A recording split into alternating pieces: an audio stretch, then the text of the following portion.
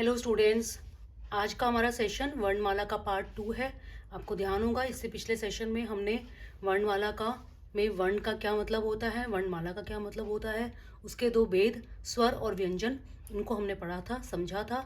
ये इसका पार्ट 2 है जिसमें हम स्वरों को किस तरह से इस्तेमाल करते हैं वो पढ़ेंगे। मैंने आपको पार्ट 1 में दिखाया था, मैं आपको दोबारा से पार्ट 1 की शीट दिखाती हूँ। पार्ट 1 की शीट ये थी जिसमें हमने वर्णमाला के दो भेद स्वर और व्यंजन किए थे, और मैंने आपको समझाया था कि जब हम स्वरों का इस्तेमाल करते हैं तो उनका इस्तेमाल मात्रा के रूप में किया जाता है, मात्राओं की तरह से हम उसका इस्तेमाल करते हैं। तो अब इस वाली शीट में हम आपको, इस वाले पार्ट में हम आपको वही स्वरों की मात्राएं समझा रहे हैं जिस तरह से स्वरों को हम हिंदी भाषा में इस्तेमाल करते हैं। ठीक है, तो पहला स्वर है अ। अ की कोई मात्रा नहीं होती। आ का जो उच्चारण है वो हर व्यंजन के साथ अपने आप ही होता है।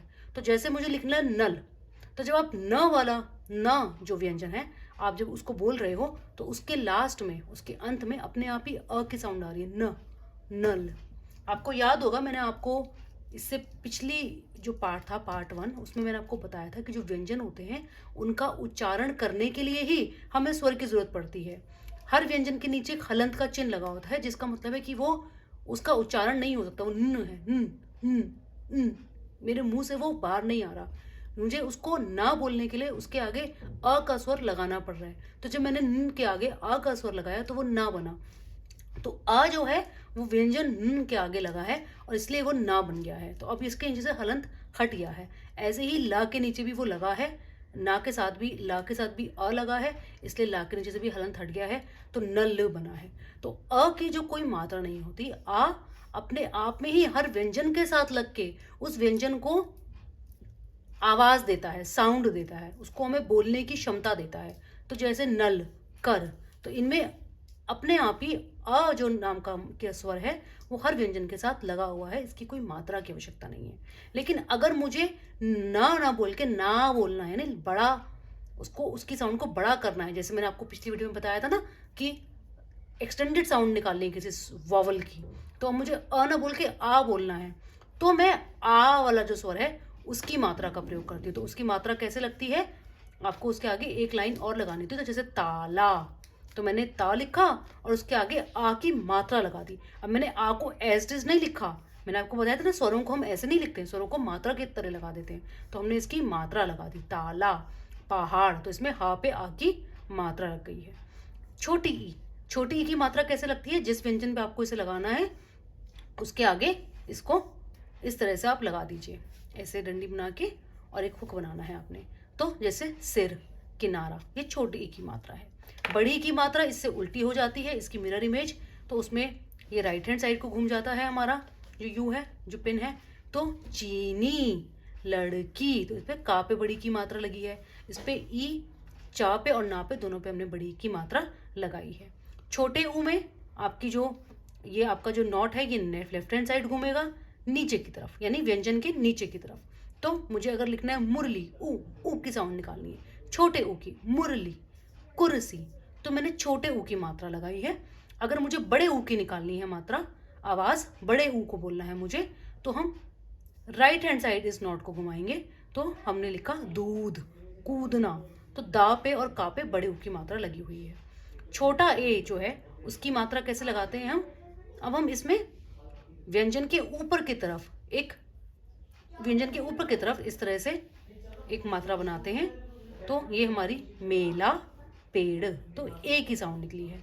लेकिन अगर मुझे बड़े ए की साउंड निकालनी है, यानी मुझे ए की साउंड निकालनी है, ए, जैसे कैसा, पैसा, तो ये यही वाला जो चिन्ह है ये दो हो जाते हैं, ठीक है ना। तो ये मेरा मैं पैसा और कैसे हो गए।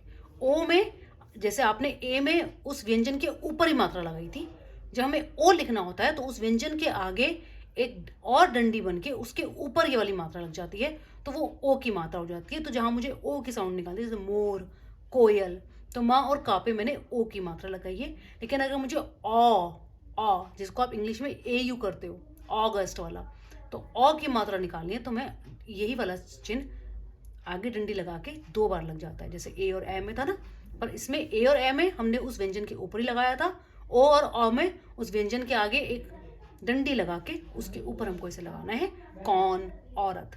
ये है एक और स्वर री, इसको हम री पढ़ते हैं। इसकी मात्रा किस तरह से लगती है, व्यंजन के नीचे एक ऐसे उल्टा एक ऐसे सी बन जाता है छोटा सा, तो जैसे वृक्ष, वृक्ष री लगाए उन्हें, वृक्ष।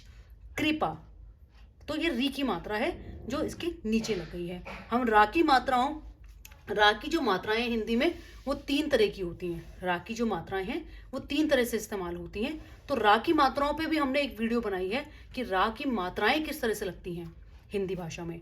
तो उस वीडियो का लिंक जो है मैं डिस्क्रिप्शन बॉक्स में दे दूंगी, आप वहां से उस लिंक को देख सकते हैं और रा की मात्राओं को समझ सकते हैं, क्योंकि रा की मात्राएं भी आपकी हिंदी ग्रामर का कॉन्सेप्ट बहुत इंपॉर्टेंट है जो आपको समझना जरूरी है। तो ये हमने आपको ये समझाया है कि जो वर्णमाला में एक भेद था स्वर, उसको हम किस तरह से हिंदी भाषा में इस्तेमाल करते हैं। स्वरों का इस्तेमाल मूल रूप में नहीं होता, मूल रूप में नहीं होता मतलब कि ऐसा नहीं कि मैं इनको ऐसे लिखती हूँ कहीं पे, ओ को ओ को लिखते हैं, कहाँ लिखते हैं, जहाँ इन्हीं से शब्द शुरू हो रहा हो। जैसे औरत, वो शुरू ही अ से होगा तो वहां लिखोगे आप। अनार, वो शुरू ही अ से हो रहा है। आम, वो शुरू ही आ से हो रहा है। लेकिन जहां इनका इस्तेमाल मुझे व्यंजन के शब्द के बीच में करना है, वहां ये मात्रा के साथ यूज होते हैं। जैसे मात्रा की तरह से यूज होते हैं व्यंजन के साथ लग के, जैसे ताला, पहाड़, मुरली, दूध, मेला। तो स्वरों का इस्तेमाल मात्रा की फॉर्म में होता है और ये हमने आपको स्वरों की सारी मात्राएं समझाई हैं।